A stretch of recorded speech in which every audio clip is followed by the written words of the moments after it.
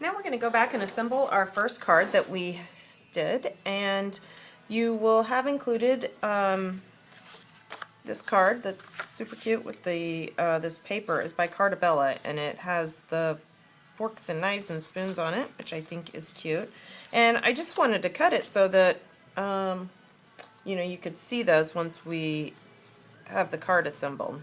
It's a nice color for the background.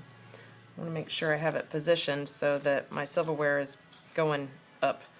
And then we're going to use these doilies. I've had various doilies in the past, but these are actually from Doodlebug Design, and it's great because you get 50 of them, and it's only $4 for 50 of them. And I'm going to put this onto the card, and I'm going to have it about here on the edge, and I have it hanging over on the top and the bottom and this side. And on the side, I'm actually just going to fold it down to place it right there, and then I will trim at the top and at the bottom. Now, the one thing about the doilies is that I find that sometimes they are hard to get them to stick if you just use your regular dry adhesive. So usually I like to use a wet adhesive. You could use glossy accents, or in this case I'm just using a Martha Stewart liquid glue pen. And it dries clear if you haven't used this before.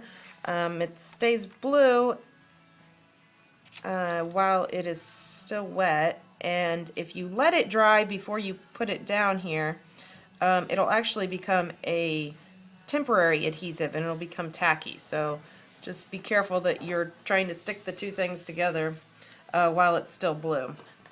And I'm just going to maybe put my Distress ink on top of that to hold that still for a minute.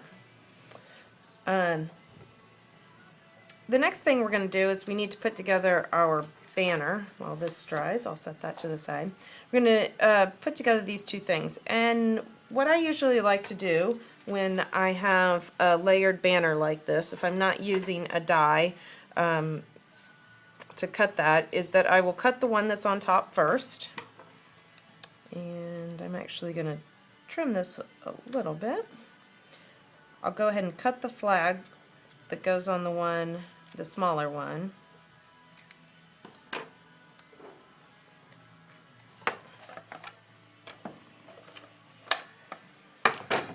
Then put this onto the background, and make sure you leave enough room that you'll be able to come in from both sides. So don't put that all the way up to the end, or else you won't be able to flag all around it. And then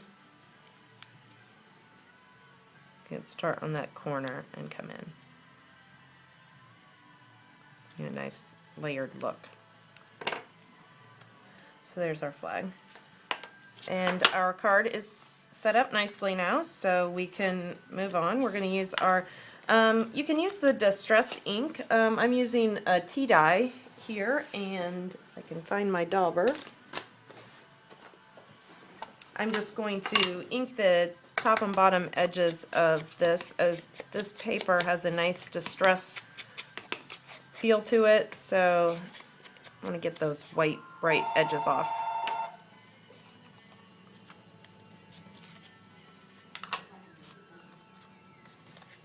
And we're going to put this little strip, I'm not going to center it, although you can if you want, but I'm going to move it down to show a little more of the stripes.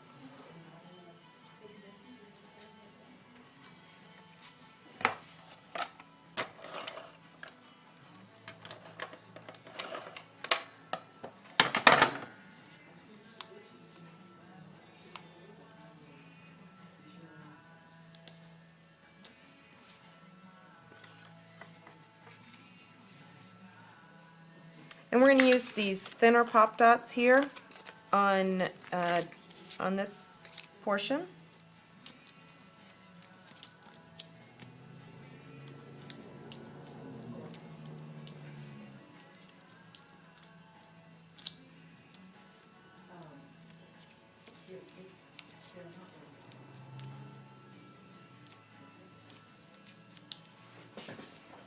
Okay, so we're just going to use some thin pop dots here and put our row of food onto the card. I'm ecstatic today. All this terrible cold weather. I'll just line it up right down there. And then I'm going to use a thicker pop dot to raise the tray up even more. And make sure you put one up at the top by your flowers so they don't get bent.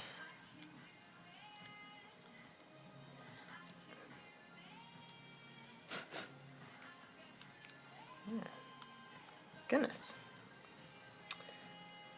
And we'll just stick this right here. If you notice, I didn't put any adhesive here so that it can hang over slightly on there.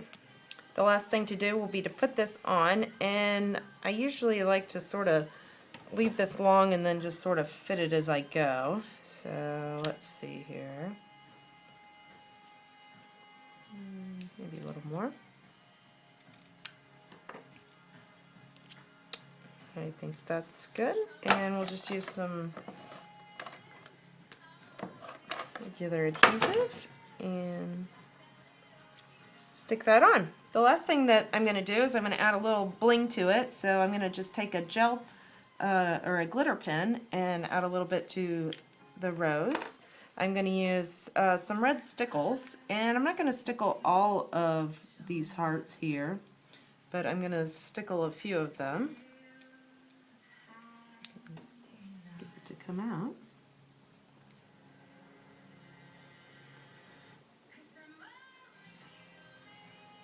And the last thing will be the glossy accents, and I'm going to use glossy accents on the egg yolk, the top of the salt and pepper shakers, out of the way, and also on the vase, oh, and a little bit on the coffee. So I'm actually going to start up here, and I'm going to put a pretty decent layer onto the vase because I want it to have a lot of dimension. So I like to squeeze it out and just sort of use the nozzle to spread it around. And then I'll put a little bit on the top of the salt and pepper shakers.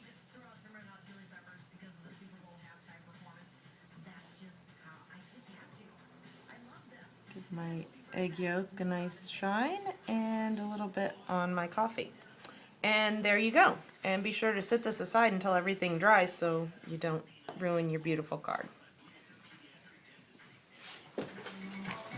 Alright, the last thing that we are going to do is we're going to assemble this last card here. And you should get your pieces from your kit, and I'm going to distress these edges as well, again using the tea dye ink. And I can't wait Tim Holtz's small little circle daubers to come out here the next month.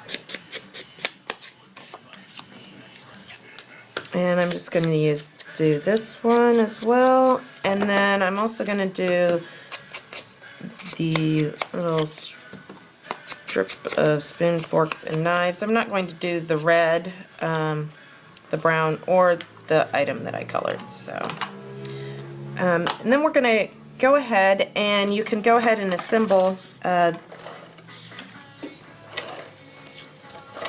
green background and just center that on your card. These things to the side. I can't center.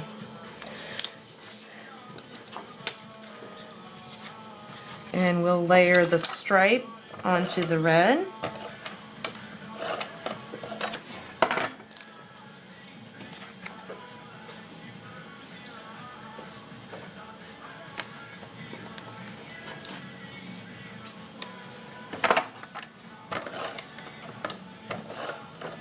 And go ahead and put that onto the card. And I show maybe a ½ inch from the edge here. There. And on this one I actually have the forks, spoons, and knives going this direction so that you can see them better.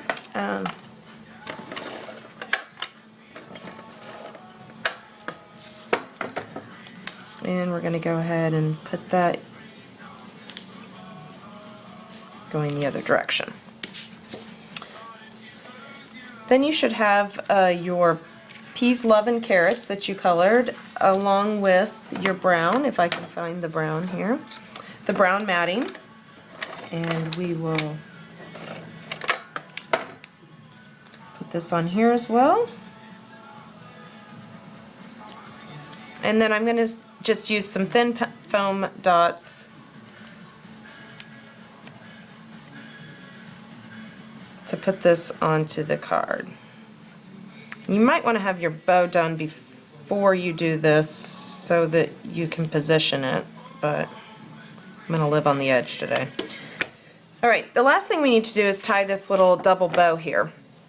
And I've done this a couple different ways before. You can just have, you know, two pieces together and tie them, but I wanted a way to not have such a large knot.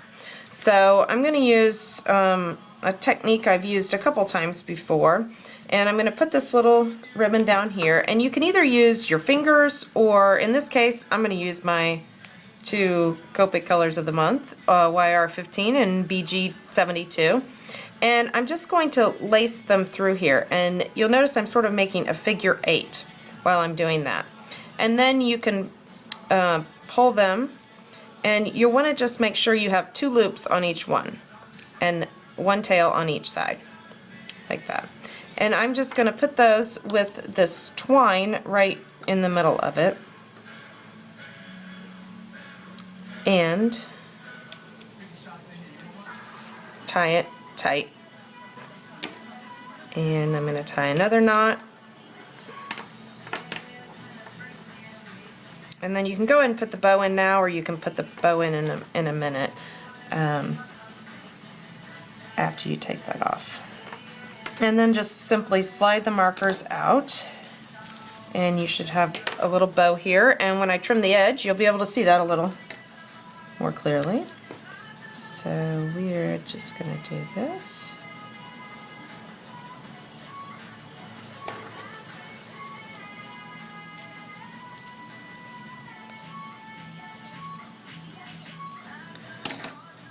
And I'm going to use glossy accents to stick this down. So we're going to put a little glossy accents down.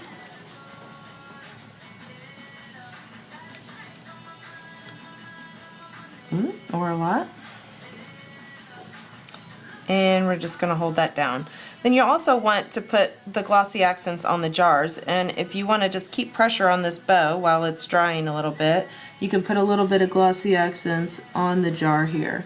And again, I'm just going to squeeze a little bit on and use the tip of my glossy accents to spread it.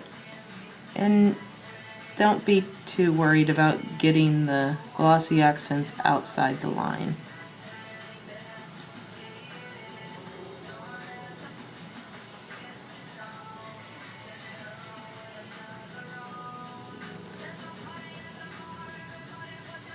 And then put this somewhere safe to dry for about 15 minutes, and you'll have these 2 adorable cards.